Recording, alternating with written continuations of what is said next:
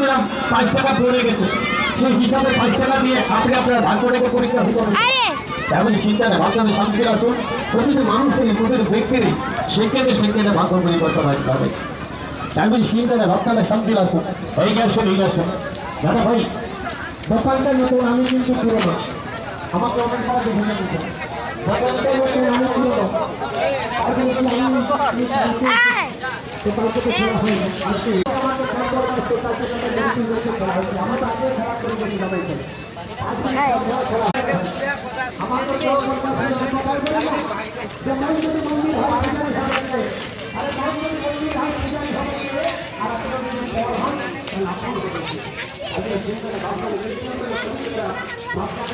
বিক্রম আছেন, দেখলি বিক্রম